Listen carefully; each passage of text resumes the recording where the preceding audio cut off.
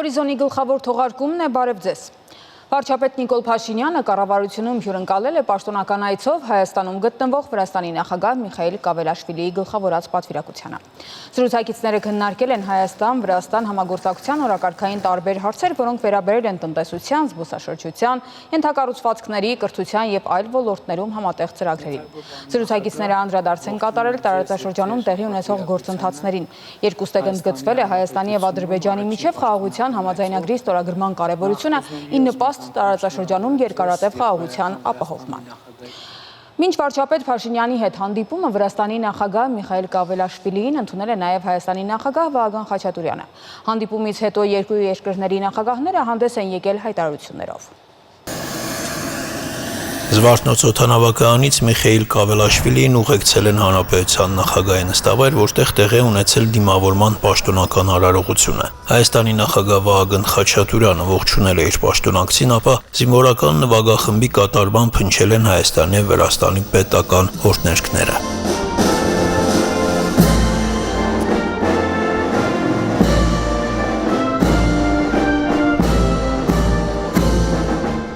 Այնուհետև նախագահները միմյանց են ներկայացրել երկու երկրների պաշտոնական պատվիրակություններին։ Ավելի ուշ երկու երկրների նախագահները առանձնազրույց են ունեցել, որին հաջորդել է պատվիրակությունների մասնակցությամբ ընդլայնված կազմով հանդիպումը։ Ողջունելով իր պաշտոնակցին, հանրապետության նախագահը նշել է, որ նրա այցը ևս մեկ վկայություն է, որ շարունակվում են այն դարավոր ավանդույթները, որոնք ձևավորվել են հազարամյակների ընթացքում եւ վերաբերում են երկու ժողովուրդների բարեկամությանը։ Մեր այսօրվա քննարկումները, որ մենք արդեն սկսեցինք նոր երկկողմանի առանձին քննարկումները,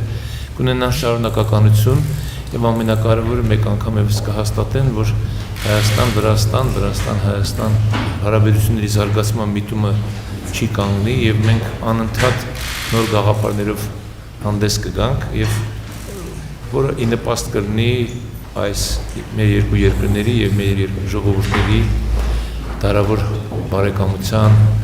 ամրապնդման։ Շնորհակալություն հայտնելով ջերմ ընդունելության համար Միխայիլ Կավելաշվիլին ասել է, որ նախագահի պաշտոնում սա իր առաջին այցն է եւ շատ ուրախ է եղբայրական Հայաստանում գտնվելու համար։ Նաեւ համակարծիք է, որ երկու երկրների դարավոր բարեկամությունը եւ եղբայրությունը օրինակելի են եւ շարունակական զարգացում են ունենալու։ Հանդիպման ընթացքում քննարկվել են երկու երկրների միջև ձևավորված բազմաշերտ հարաբերությունների շարունակական խորացման եւ տարբեր ոլորտներում համագործակցության ընդլայնման ուղիները։ Նախագահները ընդգծել են տարածաշրջանում կայուն եւ հարատև խաղաղության անհրաժեշտությունը, կարևորելով խաղաղասիրական օրակարգի առաջմղումը որպես ողջ հարավային Կովկասի զարգացման գլխավոր նախապայման։ Անդրադարձ է կատարվել նաեւ Հայաստանի եւ Վրաստանի քաղաքացիների միմյանց երկրներ այցելելու ընթացակարգերի դյուրացման հարցերին։ Քննարկվել է նաեւ փոխայցելությունների ազատության ապահովման ընդհանուր բաց սահմանների սկզբունքով առաջնորդվելու հեռանկարը։ Ավելի ուշ հանդիպումների արդյունքներն ամփոփվել են լրատվամիջոցների համար հայտարարություններով։ Վահագն Խաչատուրյանը իր խոսքում նշել է, որ երկու երկրների միջև հարաբերությունները աչքի են ընկնում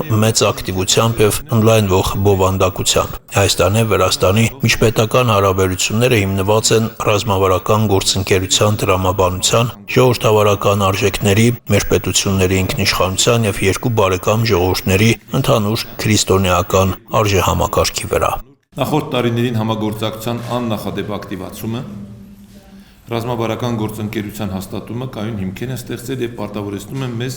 բազմապատկել ջանքերը փոխշահավետ համագործակցությունը խորացնելու ուղղությամբ։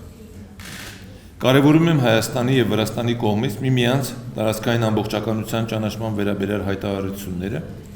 որպես հարավային Կովկասում կայունության եւ խաղաղության ամրապնդման գործոն։ Վրաստանի հետ մեր հարաբերությունները զարգանում են թե երկկողմ, թե բազմակողմ ձևաչափերում։ Անշուշտ այսօր քննարկում ենք ունեցել նաև տարածաշրջանային կայունության եւ երկարատև խաղաղության հաստատման հարցերի շուրջ։ Հայաստանը հաստատակամ է խաղաղության օրակարգ առաջ մղելու գործում եւ շարունակելու է իր կառուցողական ներգրավվածությունը խաղաղության գործընթացում։ Վերստին ցանկանում եմ ընդգծել, որ Հայաստանի Հանրապետության եւ Ադրբեջանի Հանրապետության միջև խաղաղության եւ միջպետական հարաբերությունների հաստատման մասին համաձայնագրի տեքստը վերջնական համաձայնեցվել է եւ պատրաստ է ստորագրման։ Ակնկալում ենք, որ կարող ենք համապարփակ խաղաղություն հաստատել Ադրբեջանի հետ։ Նախագահը նաև նշել է, որ Հայաստանը բարձր է գնահատում Հարավային Կովկասում կայունության եւ անվտանգության ամրապնդման, ինչպես նաև Հայաստանի եւ Ադրբեջանի միջև խաղաղության գործընթացին աջակցելուն ուղղված Վրաստանի ջանքերը, ողջունում համագործակցության եռակողմ հաշտակներ ստեղծելու Վրաստանի նախաձեռնությունները, ավարտելով խոսքը Վահագն Խաչատուրյանը վստահություն է հայտնել, որ Հայաստանն ու Վրաստանը կշարունակեն խորացնել եւ ամրապնդել գործընկերային հարաբերությունները իշահ երկու բարեկամ ժողովուրդների եւ ողջ տարածաշրջանի։ Շանթերուստանկերություն, Հորիզոն։ Հայաստանի արտաքին քաղաքականության վեկտորի, Հայաստան-Ադրբեջան խաղաղության գործընթացի, Եվրամիության հետ հարաբերությունների խորացման ու մի շարք այլ թեմաների շուրջ Տալինում համատեղ մամուլի ասուլիս են տվել Հայաստանի եւ Էստոնիայի վարչապետները։ Մեր հարաբերությունները հիմնվում են եւ պիտի հիմնվեն փոխադարձ հետաքրքրությունների վրա, եւ Հայաստանի Հանրապետությունը որդեգրել է բալանսավորված եւ բալանսավորման արտաքին քաղաքականություն։ Տալինում վարչապետ Քրիստեն Միխալի հետ հանդիպումից հետո տեղի ունեցած մամուլի համատեղ ասուլիսին հայտարարել է վարչապետ Նիկոլ Փաշինյանը, պատասխանելով լրագրողներից մեկի հարցին։ Դրա արտահայտություններից մեկը նաեւ Հայաստանի Հանրապետությունում վերջերս ընդունված օրենքներ Հայաստանի Հանրապետության Եվրամիությանը անդամակցելու գործընթացի մեկնարկը տալու վերաբերյալ եւ ես ուզում եմ ասել, որ նաեւ վարչապետի հետ քննարկումների ժամանակ ես ընդգծեցի,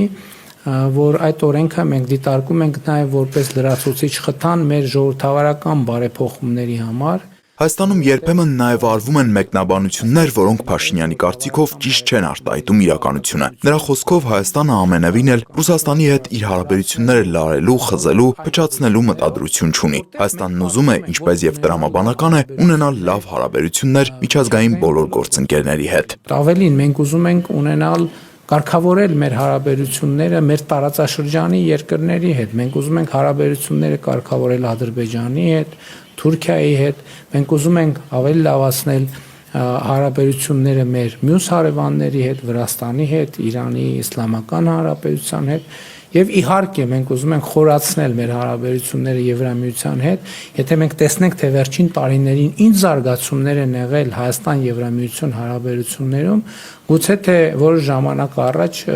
դա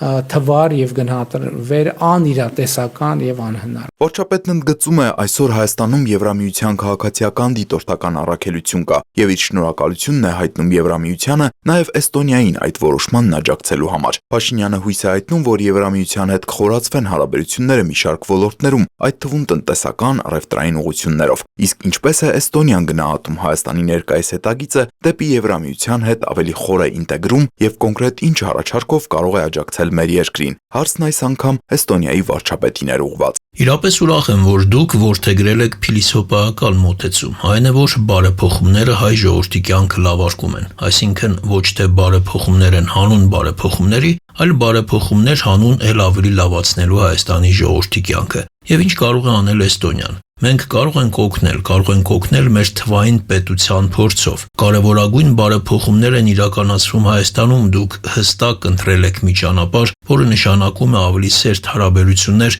Եվրոպական միության հետ։ Էստոնիան ձեզ աջակցում է այս հարցում։ Մենք խրախուսում ենք եւ բարեփոխումները շոշափելու օգուտներ կբերեն առաջին հերթին ձեր ժողովրդի համար։ Քրիստեն Միխալը թվեց Հայաստանի եւ Էստոնիայի միջև բազմավոլորտ համագործակցության ուղղությունները, կրթությունից մինչև տնտեսության դիվերսիֆիկացում։ Ընդգծեց նաեւ, որ Հարավային Կովկասում խաղաղությունը շատ կարեւոր է Էստոնիայի եւ Եվրամիության համար։ Ես ուրախ եմ, որ Հայաստանը եւ Ադրբեջանը կարողացել են խաղաղության համաձայնագրի տեքստը համաձայնեցնել, եւ այդ հարցում, պարոն վարչապետ, ձեր մասնակցությունը շատ կարեւոր է եղել։ Հուսով եմ, որ շուտով համաձայնագիրը կստորագրվի։ Նիկոլ Փաշինյանը եւս մեկ անգամ ընդգծեց, որ Հայաստանի Հանրապետությունը հաստատակամ դիրքորոշում ունի հասնելու կայուն խաղաղության մեր տարածաշրջանում։ Մենք այսօր Էստոնիայի վարչապետի եւ ընդլայնված կազմով քննարկման ժամանակ անդրադարձ ենք կատարել աշխարհաքաղաքական եւ տարածաշրջանային վերջին զարգացումներին։ Մենք վճռական ենք իրականացնելու այդ ճանապարհին անհրաժեշտ մեր բաժին քայլերը, կրել մեր բաժին պատասխանատվությունը եւ արկա խնդիրները հարևանների հետ լուծել կառուցողական երկխոսության եւ բանակցությունների միջոցով։ Այս համատեքստում վարչապետ Փաշինյանը Էստոնիայի վարչապետին է ներկայացրել Հարավային Կովկասում խաղաղության գործընթացի հետ կապված վերջին զարգացումները եւ ակնկալիքն առ այն, որ Հայաստանի խաղաղության օրակարգն ի վերջո շոշափելի արդյունք կտա։ Շնորհակալություն եմ հայտնել գործընկերոջս Էստոնիայի կողմից Հայաստանի եւ Ադրբեջանի միջև խաղաղության ու միջպետական հարաբերությունների հաստատման մասին համաձայնագրի տեքստի վերջնական փոխհամաձայնեցումը ողջունելու համար եւ վերահաստատել եմ իմ պատրաստակամությունը ստորագրելու արդեն իսկ համաձայնեցված տեքստը, նշելով նաեւ, որ հնարավոր եմ համարում խաղաղության համաձայնագրի հետ միաժամանակ Ադրբեջանի հետ ստորագրել ԵԱՀԿ Մինսկի կոնֆերանսի կառույցների լուծարման համատեղ հայտը։ Այս ամենին նախորդել էր Հայաստանի եւ Էստոնիայի վարչապետների նախ առանձնազրույցը, այնուհետև ընդլայնված ձևաչափով հանդիպումը։ Կրիստեն Միխալը ողջունել է Հայաստանի Հանրապետության կառավարության բարեփոխումների լայն օրակարգը եւ դրանց արդյունավետ իրականացման գործում հայտնել Էստոնիայի կառավարության պատրաստակամությունը։ Նրանք կարևորել են երկկողմ առևտրատնտեսական կապերի ընդլայնումը, գործարարների միջև համագործակցության խթանումը, բիզնես համաժողովների կազմակերպումը, անդրադարձել են Հայաստան-Եվրոպական միություն հարաբերություններին, այդ թվում վիզաների ազատականացման գործողությունների ծրագրի իրականացման գործընթացին, պետական կառավարման համակարգում թվային լուծումների ներդրմանը։ Էստոնիայի վարչապետը հույս է հայտնել, որ խաղաղության համաձայնագրի ստորագրմամբ Հարավային Կովկասի տարածաշրջանում կհաստատվի երկարատև եւ կայուն խաղաղություն։ Հաջորդիվ, ի պատիվ Հայաստանի Հանրապետության վարչապետ Նիկոլ Փաշինյանի, Էստոնիայի վարչապետի անունից տրվել է պաշտոնական ընթրիք։ Տիգրան Հովակիմյան, Հորիզոն։ Ուզբեկստան կատարած աշխատանքային այցի շրջանակներում փոխվարչապետ Մեհեր Գրիգորյանը Տաշկենտում մասնակցել է ԱՊՀ տնտեսական խորհրդի 105-րդ նիստին, որի ընթացքում մասնակիցները մտքեր են փոխանակել ԱՊՀ մասնակից երկրների տնտեսական համագործակցության արդիական հարցերի շուրջ։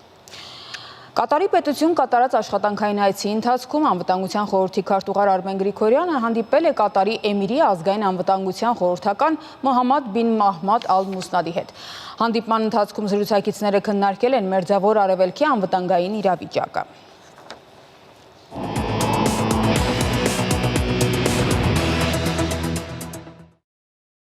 Ստամբուլում շարունակում են վերացնել ապրիլի 23-ին տեղի ունեցած երկրաշարժի հետևանքները եւ գնահատել վնասը։ Միաժամանակ իշխանությունները խոստովանել են, որ պատրաստվում են նոր շատ ավելի ավերիչ երկրաշարժի։ Երեք նախագահ Էրդողանը կառավարության հատուկ խորհրդակցություն է անցկացրել այդ խնդրին նվիրված։ Թեմային հետևել է Արտեմ Երկանյանը, Արտեմ, ինչ հանձնարարականներ է տվել։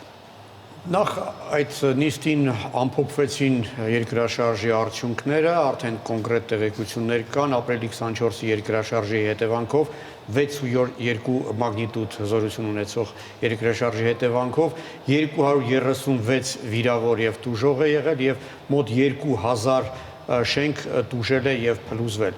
Զոհ, ոնց հասկանում եմ, պաշտոնական տեղեկությունների համաձայն չի եղել։ Եվ այժմ մասնագետները Ստամբուլում նոր ավելի հզոր երկրաշարժ են կանխատեսում եւ հենց դրա նպատակով էլ Էրդողանը հատուկ կառավարության նիստ էր գումարել քննարկելու համար, թե ինչպես կարելի է կանխել այդ երկրաշարժի ծանր հետևանքները եւ պատրաստվել դրան։ Էրդողանը հանձնարարականներ է տվել մասնավորապես ոչ կայուն շենքերի սեյսմակայունությունը ամրապնդելու համար, ռենովացիայի ծրագիրը արագացնելու համար, բուժ հաստատությունները անհրաժեշտ ուրեմն զինելու համար եւ այլն։ Դեռևս անցած տարի Թուրքիայի ուրբանիզացիայի նախարար Մուրադ Քյուրումը խոստովանել էր, որ Ստամբուլի բոլոր 39 շրջաններում անցկացված հետազոտությունների արդյունքում կառավարությունը եկել է այն եզրակացության, որ Ստամբուլի 6 միլիոն շենքերից 1.5 միլիոնը սեյսմա ոչ կայուն են, այսինքն ռիսկի գոտում են գտնվում։ Ըստ ոչ պաշտոնական տեղեկությունների Ստամբուլի ավելի քան կեսը շենքերի չեն համապատասխանում սեյսմակայունության նորմերին։ Անցած տարի կառավարությունը նշանակել էր ծրագիր, որի շրջանակներում Ստամբուլի 1.5 միլիոն շենքերի բնակիչները պետք է 5 տարվա ընթացքում նոր բնակարաններ ստանան։ Արդեն 1 տարի է ինչ այս ծրագիրը կա, բայց այն դեռ չի մեկնարկել եւ ոչ մի լուրջ քայլ այդ ծրագրի իրականացման ուղղությամբ չի կատարվել, ինչում կառավարությանը մեղադրում են ընդդիմադիր գործիչները։ Ընդդիմությունը նաև մեղադրում է, որ կառավարությունը անտեսում է սեյսմակայունության նորմերը, ինչի հետևանքով վերջին 99 թվականին Ստամբուլում տեղի ունեցած երկրաշարժի արդյունքում 17,000 զոհեր տեղի ունեցել։ Այդ երկրաշարժից հետո Ստամբուլում այսպես կոչված երկրաշարժի հարկ էին մտցրել։ Այդ հարկը օգտագործվում էր շենքերի սեյսմակայունությունը ապահովելու համար։ Ավելի քան 5 միլիարդ դոլար է հավաքվել այդ տարիների ընթացքում։ Ընդդիմությունը կառավարությանը հարցնում է՝ ուր են ուղղվել այդ փողերը եւ հստակ պատասխան ոնց հասկանում են չեն ստացել։ Ընդդիմադիրները հիշեցնում են, որ 23 թվականին Թուրքիայի հարավում տեղի է ունեցել 7.7 մագնիտուդ հզորությամբ երկրաշարժ, որի արդյունքում 54,000 մարդ էր զոհվել եւ դրա պատասխանատուն ըստ ընդդիմադիրների նույնպես կառավարությունն է։ Արտյոմ, արդյոք սպասված էր այս երկրաշարժը Ստամբուլում։ Այո, միանգամայն սպասված էր, ընդհանրապես Ստամբուլը համարվում է աշխարհի ամենասեյսմավտանգ մեգապոլիսներից մեկը։ Մասնագետները պնդում են, որ տարվա ընթացքում Մարմարայի ծովի այդ հատվածում 700-ից 900 երկրաշարժ է տեղի ունենում։ Այս տարվա հունվարին Թուրքիայի ամենահեղինակավոր մասնագետներից մեկը Նաջի Գյուրուրը, ով ֆրանսիացի եւ իտալացի մասնագետների հետ հետազոտություն է անցկացրել Մարմարայի ծովի հենց այդ հատվածում, կանխատեսել էր, որ գարնան ընթացքում Ստամբուլում տեղի կունենա 7.6 մագնիտոդով երկրաշարժ։ Ըստ էության այս կանխատեսումը կատարվել էր, միայն թե մագնիտուդն էր փոքրինչ ավելի թույլ, հա։ Բայց հիմա այդ նույն գիտնականը կանխատեսում է շատ ավելի հզոր երկրաշարժ նույնպես Ստամբուլում։ Գյուրերը ասում է, որ այն տեղի կունենա, այն կտարածվի 7 նահանգների վրա, որտեղ այսօր ապրում է ավելի քան 25 միլիոն մարդ։ Կարող ենք պատկերացնել, թե ինչ հետևանքներ կարող են լինել։ Haber Global պարբերականին տված հարցազրույցում մասնագետը ասում է, բառացիորեն մեջբերում եմ նրա խոսքերը. այդ երկրաշարժը կոչնչացնի Ստամբուլը, ես կատակ չեմ անում։ Ընդ որում հիշեցնեմ, որ 23 թվականին Գյուրուրը կանխատեսել էր Քահրաման Մարաշ նահանգում տեղի ունեցած երկրաշարժը եւ շատ հստակ կանխատեսում էր արել եւ այն ամբողջովին իրականություն էր դարձել։ Նույն այս կանխատեսումը կիսում են նաև թուրք, ճապոնացի, ֆրանսիացի, իտալացի այլ հեղինակավոր մասնագետներ։ Օրինակ հայտնի թուրք սեյսմոլոգ Ջելել Շենգերը դեռ 2 տարի առաջ հայտարարել էր, որ վաճառում է Ստամբուլի իր տունը, տեղափոխվում է այլ նահանգ, քանի որ գիտակցում է, որ այդ երկրաշարժը անխուսափելի է եւ որ այդ երկրաշարժից զոհվելու է իր ողջ ընտանիքը, եթե նա այսօր չտեղափոխվի։ Արտյոմ, նկատի ունենալով այդ հաշվումները, ինչպիսի հետևանքներ կարող է ունենալ այդ սպասվող երկրաշարժը։ Փորձագետները ասում են, որ եթե հզորությունը հասնի 7.6 մագնիտուդի, 600,000 շենքեր պարզապես այդ նույն վայրկյանին կփլուզվեն։ Մոտ 2 միլիոն շենք կտուժի երկրաշարժից։ Մոտ 4 միլիոն մարդ կարող է զոհվել այդ երկրաշարժի հետևանքով։ Նույն այդ հիշատակած գյուրերն է այս տեղեկությունները բերում։ Եթե հաշվի առնենք, որ Ստամբուլում 16 միլիոն մարդ է ապրում, այսինքն կարող ենք պատկերացնել ինչ հետևանքներ կարող է ունենալ այդ երկրաշարժը, իսկ նաև պետք է հիշենք, որ Ստամբուլը ապահովում է Թուրքիայի տնտեսության 35%-ը եւ մասնագետները նաև հաշվարկել են, որ ապահովագրական ընկերությունները 300 միլիարդ դոլարի վճար կատարելու պարտավորություն կունենան անմիջապես, իսկ ոչ ուղղակի հետևանքները կարող են 1 տրիլիոն դոլարի մոտենալ։ Շնորհակալություն, Արտյոմ։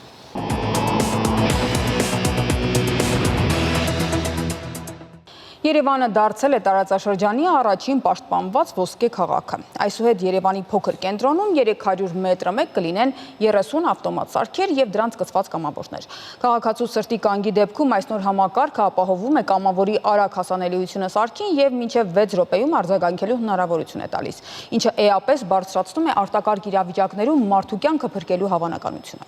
Լսում ես ինձ, աչքերդ բաց, մի բան ասա։ Հայաստանում սրտի կանգի թիվը քիչ չէ, իսկ դրանց 75%-ը տեղի է ունենում բժշկական հաստատություններից դուրս, որոնցում ողջ մնալու ցուցանիշը 5%-ից էլ քիչ է։ Նման իրավիճակում գլխավոր խնդիրը օգնության ուշացումն ու ոչ իրազեկ քաղաքացիներն են, ովքեր տեղյակ չեն, ինչ անել նման դեպքերում։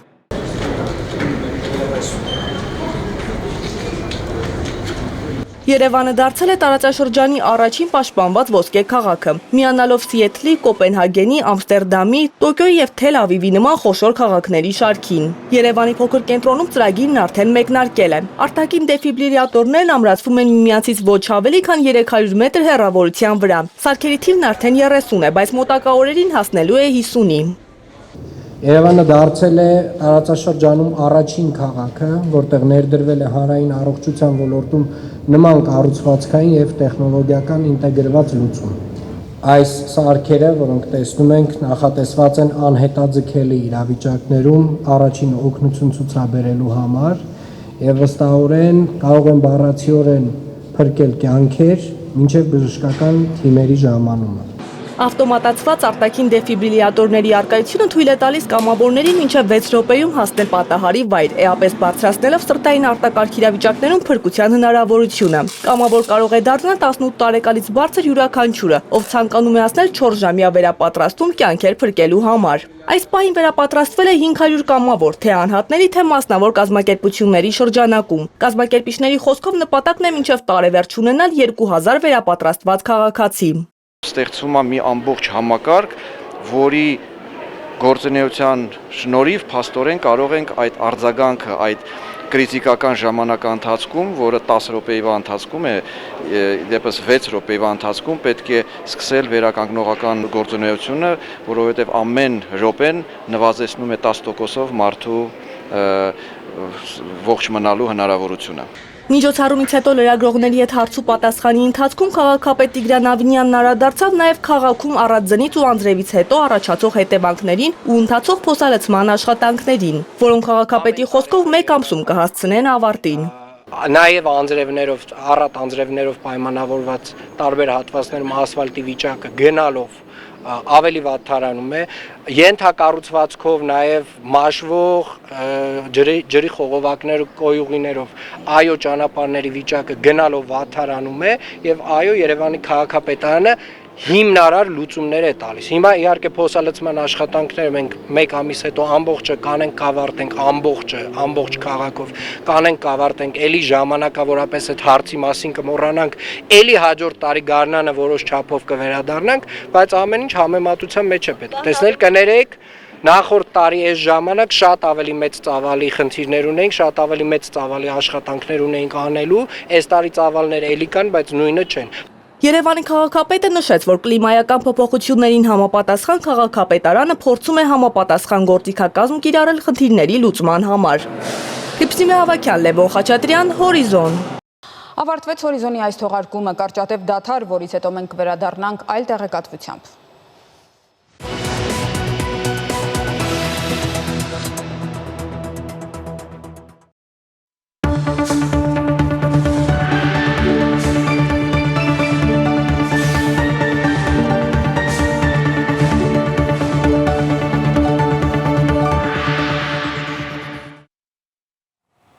Եթերում հեռանկարն է։ Հայաստանում է Վրաստանի նախագահը։ Նա արդեն հանդիպումներ է ունեցել Հայաստանի պաշտոնյաների հետ։ Ինչով են առանձնահատուկ Վրաստանի հետ հարաբերությունները։ Այս ու այլ թեմաներ քննարկենք Վրաստանի հարցերով փորձագետ Ջոնի Մելիքյանի հետ։ Շնորհակալություն պարոն Մելիքյան մեր հրավերը ընդունելու համար։ Եվ անդրադառնալով այսօրվա այդ այցին, ինչով է այն առանձնահատուկ։ Այցը կարևոր է եւ շատ սիմվոլիկ է, քանի որ առաջի այցերից է ընտրվելուց հետո նորընտիր նախագահան արդեն հասցրել է Բաքվում լինել, երկրորդ այցը Հայաստան է եւ քանի որ կա Վրաստանում ներքաղաքական այս ընթացող ամիսներ շուրջ ներքաղաքական այդ խնդիրը, որը նաև արտաքին քաղաքականությանն է ինչ-որ չափով անդրադառնում Վրաստանի իշխանությունների համար, նորընտիր նախագահի համար շատ կարևոր են արտաքին կապերը, այցերը եւ ինչ-որ չափով կարելի ասել լեգիտիմությունը գործընկեր պետություններից, ըստի այցը պետք է դիտարկել նախ այս տեսանկյունից, որ այց է հարևան երկիր, որի հետ 1 տարի առաջ ստորագրվել է ռազմավարական համագործակցության մասին հուշագիրը եւ այսօր արդեն պաշտոնական այցով նաեւ հերթական քայլն է ցույց տալու, որ կա դրական դինամիկա, քաղաքական երկխոսությունը ակտիվ փուլում է գտնվում, չնայած որ կա ճգնաժամ եւ կա շարունակվող այդ արտաքին ճնշումը Վրաստանի այսօրվա իշխանությունների վրա եւ կա հնարավորություն քննարկելու ոչ միայն երկկողմանի, երկու պետությունների միջև հարաբերությունները, նաեւ տարածաշրջանային կոնտեքստին անդրադառնալ եւ տարածաշրջանային գործընթացներին։ Եվ այս պարագայում վրացական կողմը, ինչպես վերջին տարիներին, անընդհատ շեշտում է իր պատրաստակամության մասին, հարթակ հանդիսանալու, աջակցելու կողմերին։ Մենք դրան դեռ կանդրադառնանք։ Հիմա անդրադառնալով նրան, որ ներքին քաղաքականությունը արտահայտվում է նաև արտաքին քաղաքականության վրա եւ վերջին շրջանում այդ ճնշումները մենք տեսնում ենք։ Բայց մյուս կողմից մենք տեսանք, որ նախագահի ընտրությունից հետո Հայաստանը առաջիններից մեկն էր, որ շնորհավորեց նոր նախագահին։ Հիմա այդ արտաքին ճնշումները, արտաքին քաղաքականության տարբերությունները եւ միաժամանակ հարևանների հետ այսպիսի մոտեցումը, որքանով դրանք իրար հակասում են, որքանով համադրվում։ Իմ կարծիքով բոլոր հարևան պետությունների շնորհավորական խոսքը, ուղերձները, կապը, հարաբերությունները բնական են եւ իմ կարծիքով այն քննադատող ուժերը կամ շրջանակները պիտի մի քիչ ավելի լայն դիտարկեն, տարածաշրջանային գործընթացները, նաեւ Հայաստանի մասին եթե խոսում ենք Հայաստանի պետական ազգային շահերը, որ այս պարագայում հարց չի առաջանա, ինչու ենք շնորհավոր, ինչի ենք մեկ ժամ առաջ թե շուտ եւ այլն, ասենք այստեղ ես գիտեմ, որ նաեւ որոշ սոցիալական կայքերում որոշ հայտարարություններ եղել են շնորհավորել հետ կապված, այստեղ ամեն ինչ շատ հստակ է։ Կան հարաբերություններ երկու պետությունների միջև, ձևավորված հարաբերություններ են, կարևորություն իրար համար մենք ներկայացնում ենք, ասենք միգուցե մի քիչ ավելի կարևոր է Վրաստանը մեր համար, նկատի ունենալով տարածաշրջանային գործընթացները, հաղորդողիների վերջին տասնյակ տարիների ձևավորված մարշրուտները, ասենք Վրաստանը ոչ պակաս շահագրգռված է Հայաստանի հետ հարաբերություններ ունենալու, տուրիզմ կլինի, առևտուր կլինի եւ այլն, ուստի փոխշահավեկ համագործակցություն կա եւ դրա շրջանակներում կարեւոր է, որ այս հարաբերությունները շարունակվեն։ Հիմա դուք նշեցիք ռազմավարական համագործակցության մասին փաստաթուղթը, երկու պետություններ, որոնք հարևաններ էին, բայց երկար ժամանակ նման փաստաթուղթ չեն ունեցել։ Ունենալով այդ փաստաթուղթը, ինչ ուղղություններ են նրանք ընդգծել, ինչ առաջնահերթություններ են նշել։ Տեսեք, մենք այս կետին հասել ենք տասնյակ տարիների ընթացքում բարեդրացիական հարևաններ, հանրապետություններ լինելով քաղաքական մասով, այսպես ասենք, ի տարբերություն Ադրբեջանի եւ Թուրքիայի, Վրաստանը տնտեսական ենթակառուցվածքային նախագծեր իրականացնելով, շահագործելով, իրենք հասել են նրան, որ տնտեսական փոխգործակցությունը, ծավալները եւ այլն բխեցրել են հենց այս մակարդակի բարձրացնելու հարաբերությունները։ Հայ-վրացական, Հայաստան-Վրաստան հարաբերություններում հակառակ տրամաբանությունը աշխատեց, երբ որ 20-ից հետո փոխվեց իրավիճակը տարածաշրջանում, ստատուս կվոն փոխվեց, Վրաստանը մի քիչ ավելի այսպես ասենք, ավելի համարձակ դարձավ Հայաստանի հետ հարաբերություններում եւ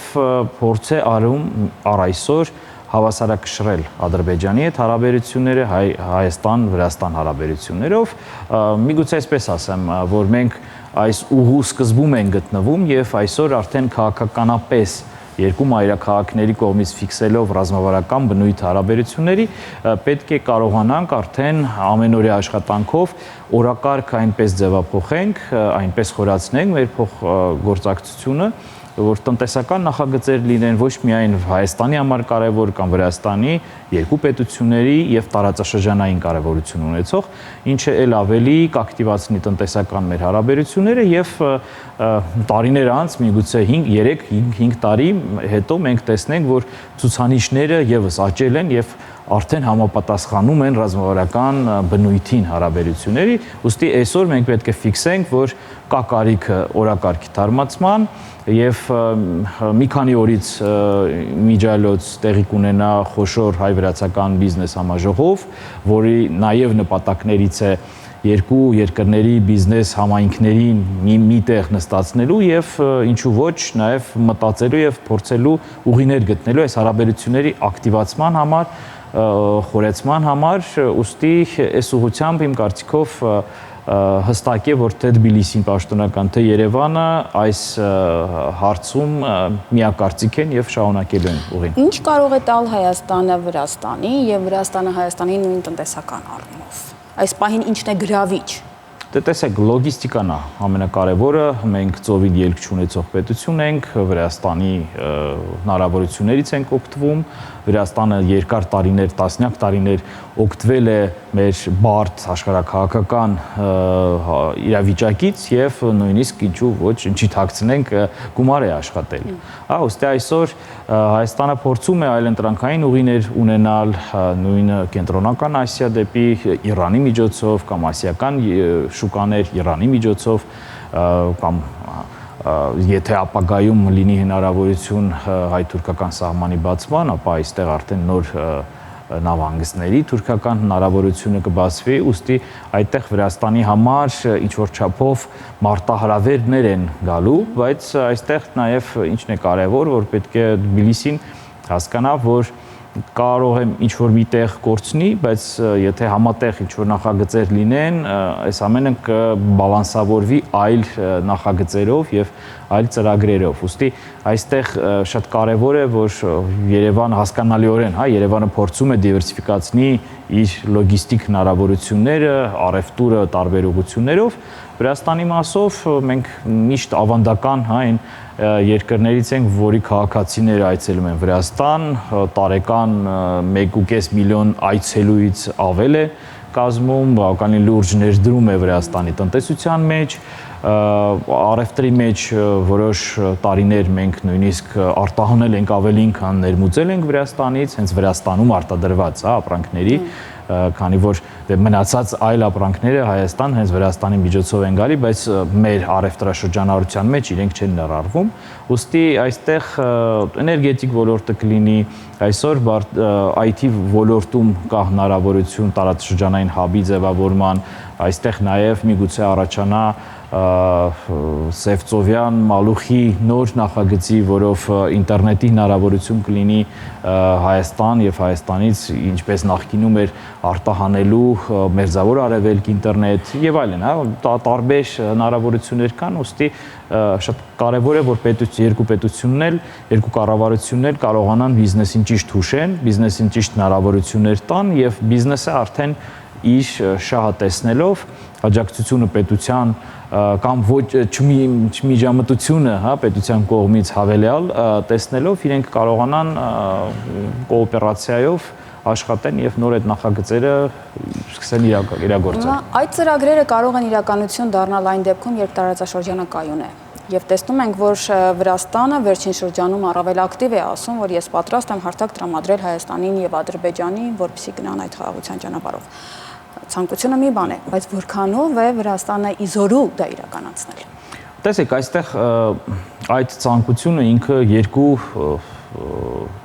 չափում ունի։ Ներքաղաքական, քանի որ Վրաստանում կես միլիոնից ավել հայ եւ ադրբեջանցիներ են բնակվում եւ բնական է, որ Վրաստանը լինելով այս տարածաշրջանի մաս, ունենալով հայերի եւ ադրբեջանցիների, որոնք նույնիսկ որոշ շրջաններում կամ գյուղերում նույն հարևաններ են իրար, ուստի իրենք կարողացան առաջի պատերազմի ժամանակ 16-ին, 20-ից հետո պահպանեն իրավիճակը այնպես, որ կոնֆլիկտը չներթափացի իրենց տարածք։ Ուստի այս ամենը նաև բխեցրեց նրան, որ իրենք ակտիվ փորձեցին իրենց հարթակը տրամադրեն կողմերին, սկզբից հենց գերիների վերադարձի հարցում, արևմտյան գործընկերների նաև աջակցության Վրաստանը իր միջնորդությունը արեց,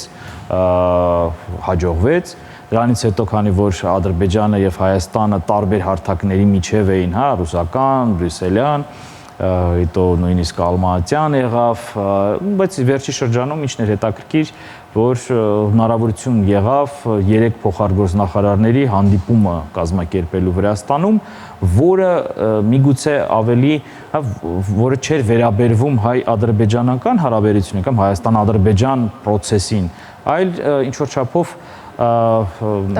մտածելու տեղեր տալիս կամ հնարավորություններ տալի տարածաշրջանի ներկայի եւ ապագայի մասին խոսելու, ինչը իմ կարծիքով աննախադեպ է եւ շատ կարեւոր է։ Պետք է չգերագնահատել, բայց ոչ էլ թերագնահատել այս հանդիպումը, հա, ուստի պետք է շարունակել այս ուղղությամբ եւ Վրաստանը որպես բարեդրացիական երկիր, եղբայրական, հա, ժողովուրդ, որը կողքի մենք հարյուրավոր տարիներ ապրել ենք, պատրաստ են աջակցել եւ այստեղ շատ կարեւոր է, որ իրենք խոսում են նեյտրալ լինելուց, շատ կարևոր է, որ այդ նեյտրալությունը իրոք տեղի ունենա։ Ես ավելորդ բան չեմ ուզում ասել, բայց շատ կարևոր է, որ Հայաստանի տարածքային ամբողջականության դեմ որևէ միջոցառումներ այնտեղ տեղի չունենան, հա։ Նույնը իմ կարծիքով թե ոչ մեր համայնքը, ոչ Հայաստանը որևէ բան Վրաստանի տարածքային ամբողջականության, Ադրբեջանի ամբողջականության, հա, տարածքային դեմ որևէ չի արվում, ուստի շատ լավ կլիներ, որ նաև զսպվեն այլ հարևանի որոշ միջոցառումները կամ քայլերը Վրաստանի տարածքում, ուստի այստեղ իմ կարծիքով բոլոր կողմերը անելիքներ ունեն եւ Վրաստանը ցանկանալով այդ հարթակը տրամադրի եւ լինել հարթակ եւ նեյտրալ պետություն այս ամեն ինչում պետք է ավելի հստակ այդ քաղաքականությունը առաջ տանի եւ իր տարածքում որևէ հակահայկական կամ հակաադրբեջանական միջոցառումների հնարավորություն չտա։ Հիմա դուք նշեցիք, որ այդ արդյունքները, օրինակ գերիների ազատ արձակումը եւ այլ բաներ, դրանք նաեւ արևմուտքի աջակցությամբ իրականացան։ Արևմուտքը այն ժամանակ Վրաստանին դիտում էր այլ գործընկեր։ Այժմ այլ են հարաբերությունները արևմուտքի, մասնավորապես Եվրամիության եւ Վրաստանի։ Արդյոք այս պայմաններում նույն կարգի հնարավորություններ կարող են լինել։ Տեսեք, առաջի այդ գործարքը, հա, կամ այդ process-ը, որը տեղի ունեցավ, ինքը ավելի տեխնիկական էր։ Արևմուտքի միջնորդությամբ արդեն բանակցությունները տեղի էին ունեցել եւ զուտ Վրաստանը որպես հարթակ էր։ Հիմա այսօր, այո, ունենալով խնդիրներ թե ԱՄՆ-ի հետ, դեռևս չվերականգնելով հարաբերությունները կամ չկառուցելով նոր վարչակազմի հետ Տրամպի որոշ կոնտակտներ եւ ունենալով շատ բարդ հարաբերություններ ճգնաժամային Եվրամիության հետ, Վրաստանը փորձում է իր ուղին դիվերսիֆիկացման տանի Կենտրոնական Ասիա, Մեծավոր Արևելք, ինչը շատ կարեւոր է իմ կարծիքով եւ այստեղ էլ ավելի է իր շանսերը մեծանում, քանի որ իրենք եթե նախկինում ձգտում էին դեպի Եվրամիություն եւ փորձում էին այս տարածաշրջանից անջատեին իրենց, այսօր իրենք վերադառնում են այս տարածաշրջան եւ խոսելով մեր երկու պետությունների արտաքին քաղաքականության մասին, կարելի ասել, որ այսօր իրենք շատ են նման։ Մենք ենք դիվերսիֆիկացնում, իրենք ունեն խնդիրներ իրենց ռազմավարական գործընկերների հետ, մենք ունենք խնդիրներ տարբեր միգուցե մասշտաբների, բայց եւս, հա, այս ամենը առկա է։ Իրենք են փորձում տարածաշրջան վերադառնան, տարածաշրջանային քաղաքականությունը ակտիվ պահեն, հարևանների հետ ունենան ստաբիլ հարաբերություններ, չեմ ասի դրական, բայց առնվազն նույն Ռուսաստանի հետ այնպիսի հարաբերություններ, որ վտանգ չսպառնի կամ եւ այլն, հա։ Եվ նաեւ այդ դիվերսիֆիկացման գործընթացը, որով ասենք այսօր Չինաստանը որպես արտաքին շուկա իրենց համար ել ավելի գրավիչ եւ կարեւոր է դառնում։ Չինաստանը ունի իրենց հետ ռազմավարական համագործակցության պայմանագիր եւ այլն, հա, ուստի այս պարագայում ընդունված է Հայաստանում նաև, հա, որոշ շրջանակների մոտ տեսնել ամեն ինչը սև սպիտակի, հա, այդ գույներում,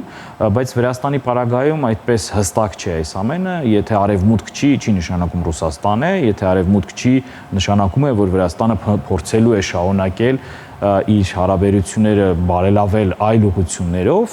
ցանկանալով արևմուտքի հետ վերադառնալու ինչ որ մի ստատուս քվոյի։ Եվ այսօր արդեն հա Բրյուսելից է կախված,